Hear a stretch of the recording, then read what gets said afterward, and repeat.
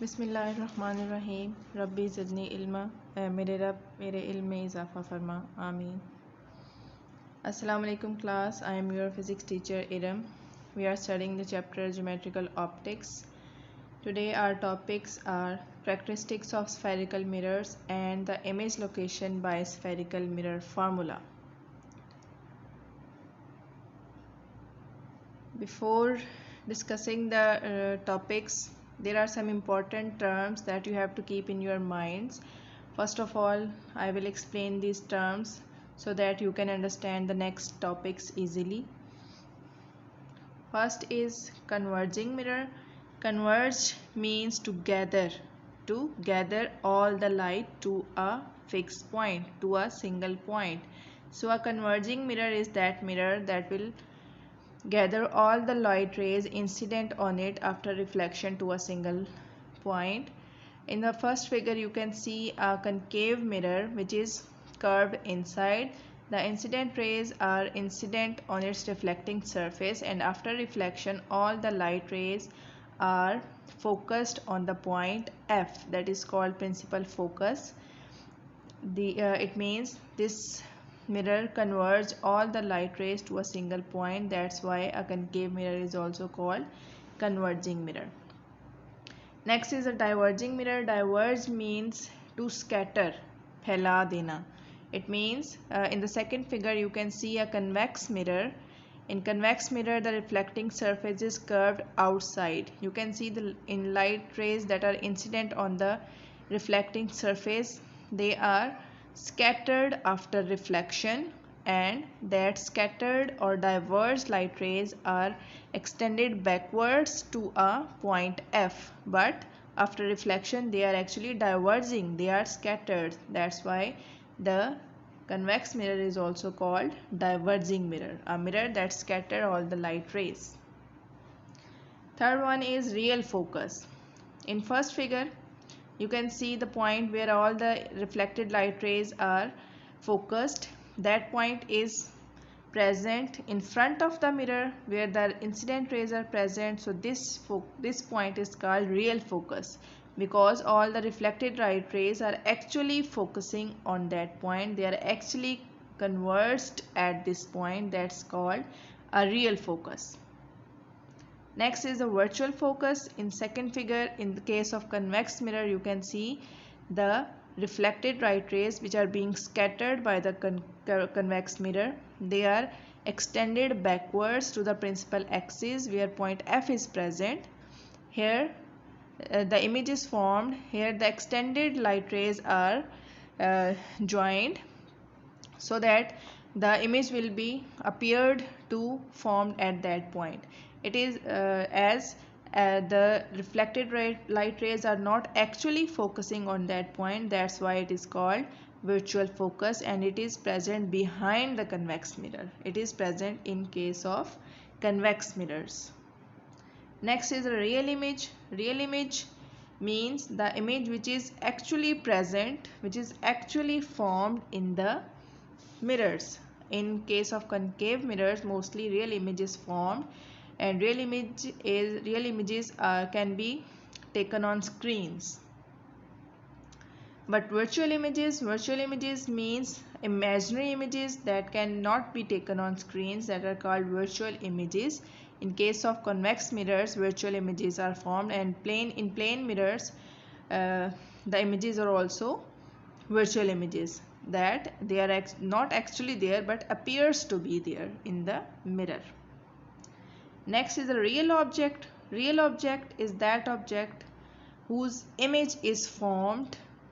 For example, in first figure you can see the image of the boy. The boy is the real object whose image is being formed. In some of the optical instruments, the image formed by first object is taken as an object for an other mirror. In that case, that image is acting as a second object. That object is called virtual object. Means the image which is formed from first object is acting as an object for the image formed in next mirror. That object is called virtual object. Erect or upright, upright means the way an object is the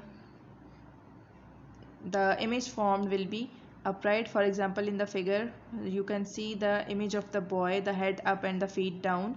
It is straight or erect or upright. These terms are used for this type of mirror in which there is no inversion is there. Lateral inversion is there but no upside down is there. That images are called erect images. Next is the inverted image or upside down image. In the last figure you can see the image of the candle. It is inverted, it is upside down. So inverted images are like this, which are upside down. One thing more, you have to remember that the real images are always inverted and the virtual images are always erect. In the next topics we will explain them more. Next term is the ray diagram. A ray diagram is used to locate the position or size of an image. For example, in the first figure you can see the incident rays, the reflected rays, the principal axis and the different parts of the mirror. All these parts are present in this diagram. This diagram is called ray diagram, in which the direction of incident rays is also given. The reflected rays, the direction of reflected rays is also given, and so on. All these parts are present, all these things are present in the ray diagram, from which we can see the distance of image, distance of object from the mirrors. That diagrams are called ray diagrams. Magnification, here is another term used in the optics, which is magnification.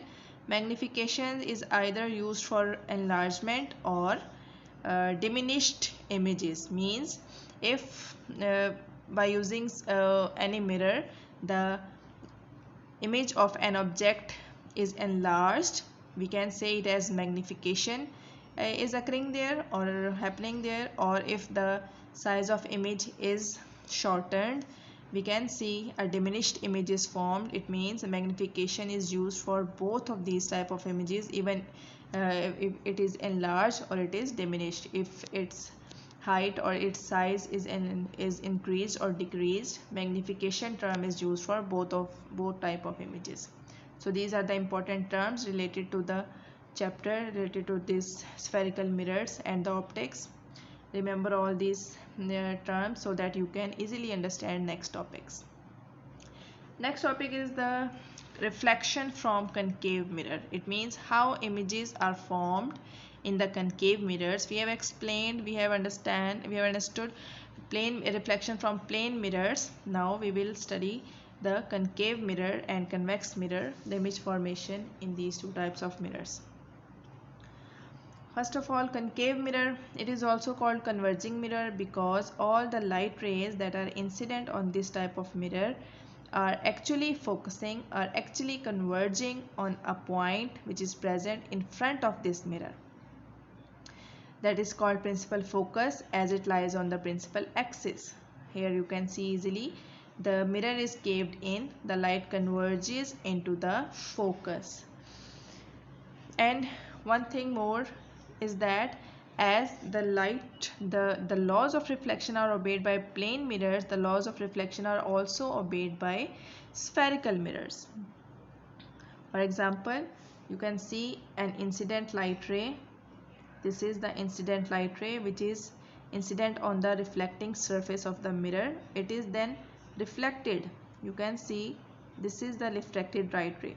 If I draw a normal here, you can see the angle of incidence will be equal to angle of reflection, and it is true for every incident light ray. So we can say that the laws of reflection are also obeyed by the spherical mirrors. We are discussing concave mirror, so we can say that laws of reflection are obeyed by concave mirror also.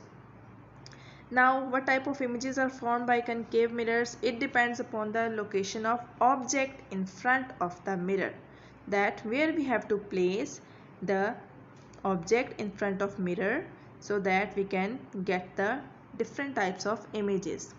Here is a table for you which explains that according to the position of the object, what will be the size and nature of the image in a concave mirror. First of all, see that if the object is placed between P and F, remember that P is the pole of the mirror, which is the midpoint of mirror, that is pole. F is principal focus, C is the center of curvature. So if I place an object between P and F, suppose here I place an object, then what will happen? The size of image formed will be enlarged. It means we will get an enlarged image from the concave mirror. The nature of image will be virtual and erect. It means image will form behind the mirror. Enlarged means the size of image will increased and it will erect the same shape of the image as that of the object will be formed. It will be virtual and erect. Next, if second case, if I place an object at F, means if I place an object at the principal focus, what will happen? A highly enlarged image will be obtained. It will be real and inverted. It means it will be formed on the side, on the same side as that of the object. It means it will be formed somewhere here, but it will be enlarged and inverted. Its shape will be inverted. It will be real, as the real images are inverted. So you can say that in this case, in the second case, the object is formed on the same side as that of the object, so a real and inverted image will be formed. If we place an object between C and F, what is C? C is the center of curvature. If we place an object between C and F, what will happen? An enlarged image will be there and it will be real and inverted. It means it will again formed on the same side as that of the object. It will be real and it will be inverted. If we place an object at C, now if we take the object at the center of curvature, the image will be of the same size as that of the object. It will be on the same side as that of the object. It will be real and inverted. Beyond C, it means if we place the object anywhere at a point anywhere beyond C, then a diminished means in this time the size of the image will be smaller to that of the object. That image will be formed, but it will be real and inverted. It will be inverted, real and diminished.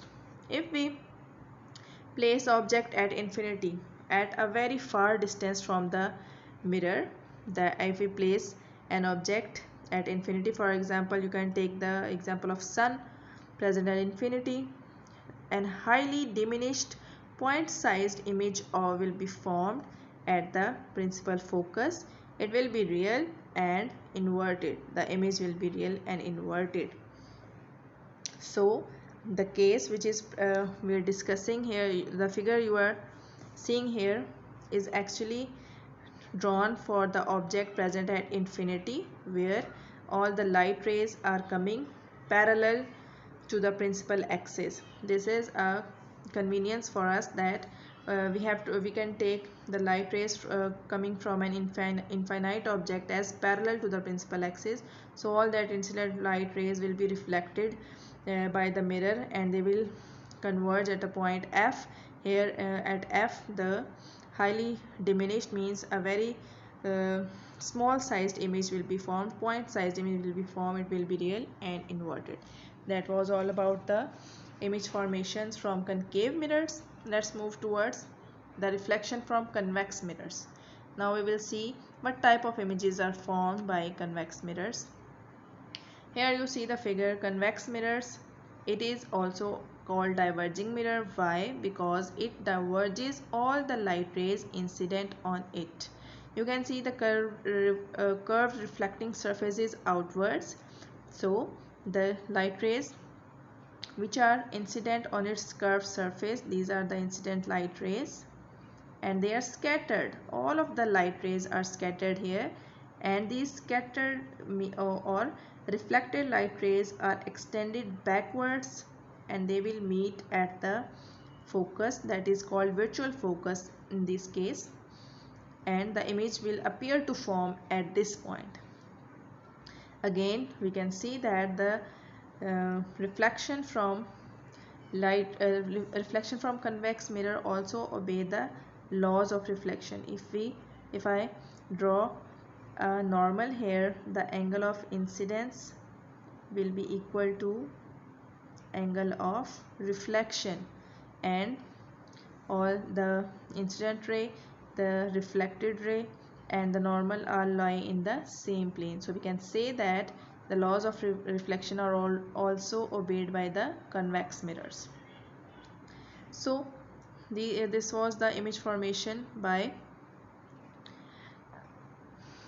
this was a reflection from the convex mirror.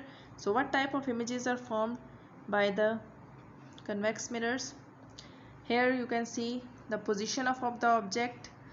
According to the position of the object, the size and nature of the image can be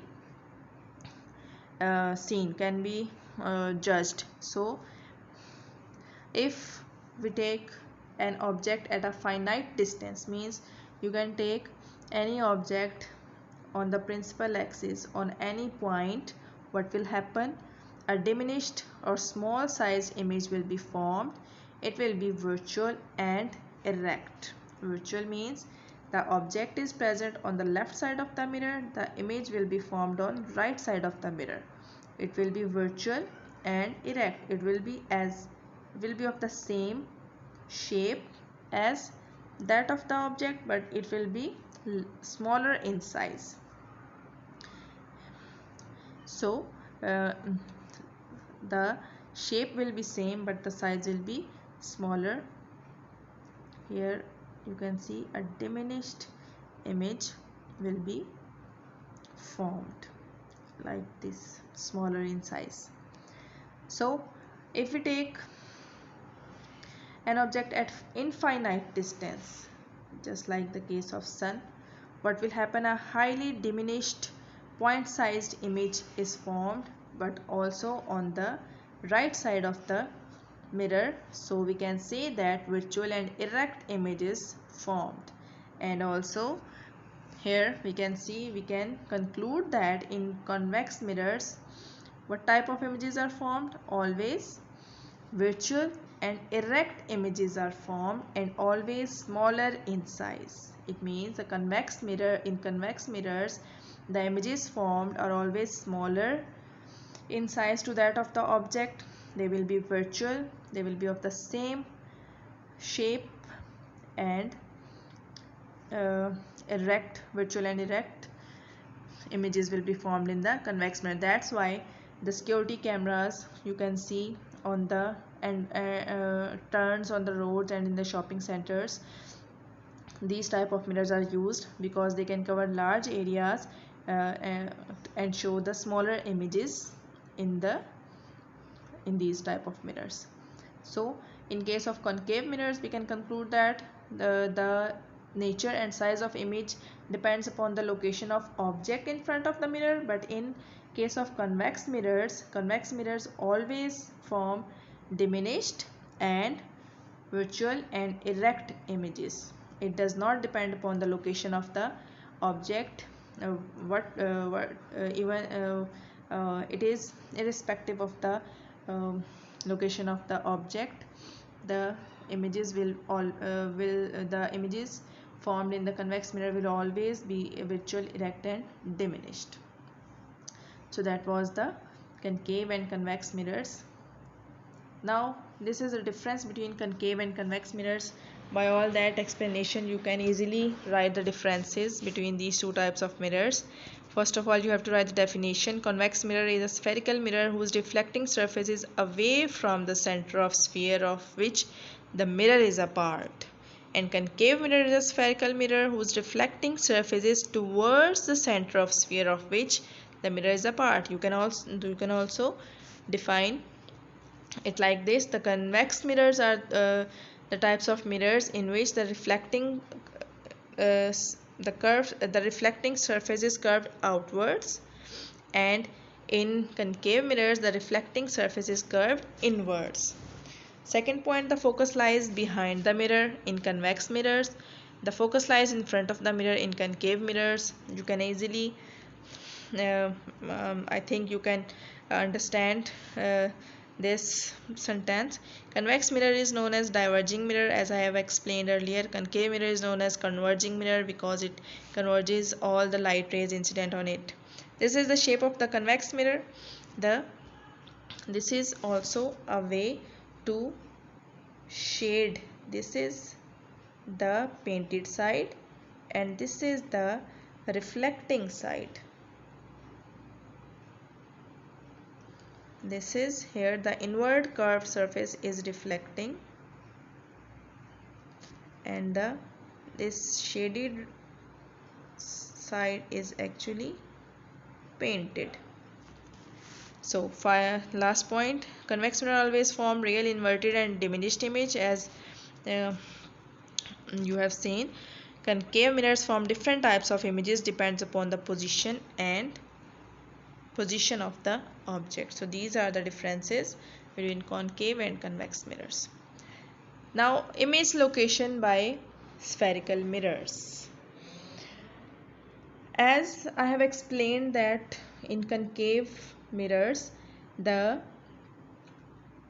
formation of image, the size and nature of image depends upon the location of object in front of the mirror. So you can ask a question here that how should we know that what is the size of the image formed, what should be the distance of the image formed with respect to the mirror. So to answer these questions, we have to use a formula so that we can explain easily these type of questions, that what should be the nature of the image, what should be the distance of the image. So we will use a formula that is called spherical mirror formula, which is defined as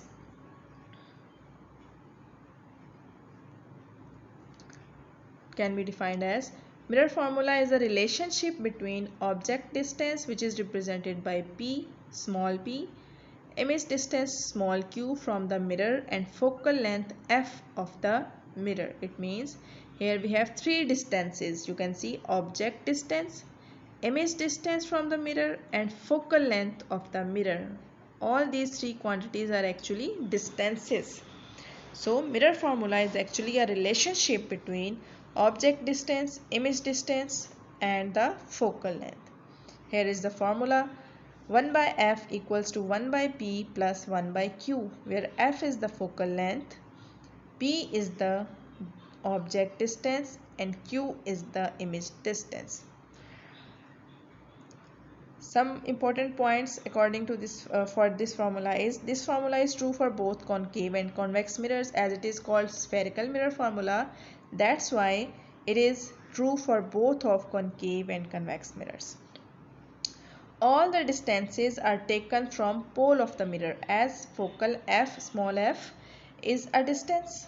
It is a distance between pole and principal focus. P, the object distance, it is taken from the pole of the mirror to the object.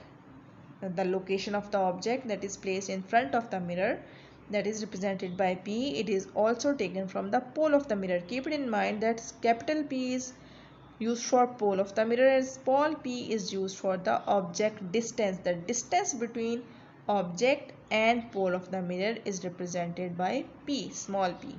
And the last thing, q, small q, is the image distance. It means this is the distance which we have to take from pole of the mirror to the location of the image. The point where the image is formed, from that point to the pole of the mirror represents the image distance, represented by small q. So this is how we can locate an image by spherical mirror formula. Among these three quantities, 2 will be given, and you can find out third easily by rearranging this equation. Now, sign conventions for spherical mirrors. Sign conventions. Conventions means these are some conveniences used we have to use for us. Sign means we have to use some positive or negative signs according to concave and convex mirrors, because it is used, the same formula is used for both of the mirrors. So some conventions will be used so that we can recognize from the quantities given that whether we are using concave mirror or convex mirror. How can we define the sign conventions?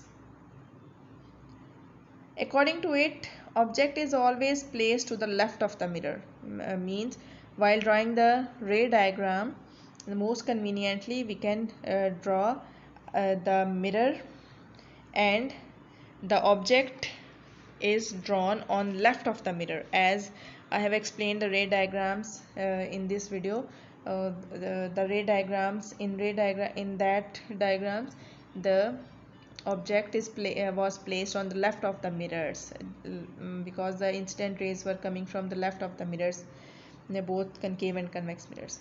All distances are measured from the pole of the mirror. As I have explained before, distances measured in the direction of incident ray are positive, and distances measured in the direction opposite to that of incident rays are negative. Let's see which quantity should be taken as positive and which should be taken as negative. Here is a table. You can learn it easily. First of all, let's see the quantity object distance.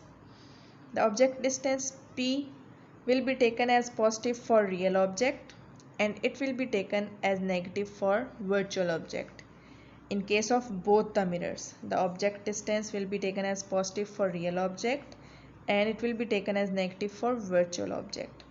Image distance Q will be taken positive for real image, and it will be taken negative for virtual image. Focal length will be taken as positive for concave mirror, and focal length for convex mirror will be taken as negative. Why? Because in case of concave mirror, real focus is there. That's why you can easily remember, for concave mirror, as the focus lies in front of the mirror, so it will be taken as positive. But in convex mirror, the principal focus lies behind the mirror. That's why it is taken as negative. It is also called virtual focus. That was all about our today's topics. Now it's your homework. Explain how a well polished spoon acts as a concave as well as convex mirror. You can easily imagine a spoon because it is curved, so you can explain. You can also see your image in that spoon present in your home, that how it can act as a concave as well as convex mirror. You have to explain in 3 to 4 lines that how it can act as concave and convex mirror. Second, in large shopping centers, convex mirrors are used for security purposes. You have to explain why only convex mirrors are used there. These are 2 conceptual questions. You have to answer these. Third thing you have to do is do the practice of figure 12.5 and 12.6 on sheets, because in this chapter all the figures are very important, so you have to do the practice of these figures. It is the 12 today we have discussed 12.5 and 12.6, so practice these figures on sheets. Solve example 12.1 and 12.2. they are also related with these today's topics, so also practice these 2 examples on sheets. In case of any problem, you can ask anything anytime. Thank you.